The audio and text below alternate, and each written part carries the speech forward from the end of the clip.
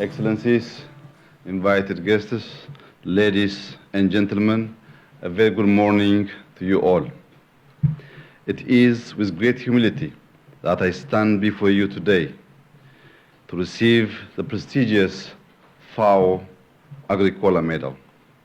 I am deeply honored and grateful to the UN Food and Agriculture Organization for recognizing Ethiopia's diligent efforts over the past 5 years in addressing food and nutrition security.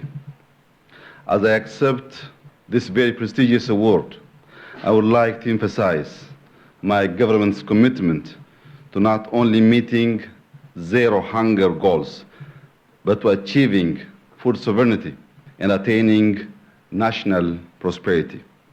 Ethiopia is a nation of plenty. It has abundant natural resources, most favorable weather, and an energetic youth population. Synergy among these factors is essential in accelerating the development of this historic nation. The endeavors we have begun in the past 5 years are thus solid foundations for the next generation. 5 years ago, we introduced an essential policy turning point that generated the national homegrown economic reform agenda through which agriculture, manufacturing industries, tourism, mining, and ICTs were identified as key economic pillars and engines of growth. While all of these 5 pillars hold immense untapped potential, agriculture productivity is critical to our population of more than 120 million and remains the driving force of our economy. The transformation of the sector has seen our total farmed area increase by over 50%, with vast amounts of land for crop production still available for cultivation. As we continue expanding our potential in this sector, our focus on high value and industrial crops is yielding promising results as we have been planting drought tolerant, water efficient crops such as wheat, teff, maize, and sorghum. Wheat, and particularly off-season irrigation, has been a major focus, as for many decades we were dependent on imports. With innovations in our planting practices and the use of technology, we have moved from a wheat deficit to a surplus production increase of 300%.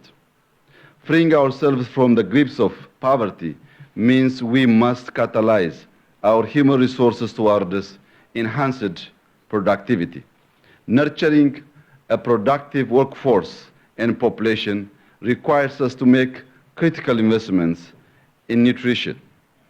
Hence why we have been taking targeted measures in not only expanding farmed land, but also increasing dairy, meats, poultry, fish, and honey productivity. Excellencies, ladies and gentlemen, since 2018, we have undertaken over 80 investment climate reforms in various areas, including sector liberalization, laws and regulations, with efforts to make Ethiopia conducive and receptive to partnership and investments. In the context of challenging circumstances and a dynamic environment, Ethiopia continues to be a resilient nation, remaining steadfast in our development goals and in attracting investments. To potential investors joining us this morning, I invite you to take a rewarding leap of faith and invest in Ethiopia.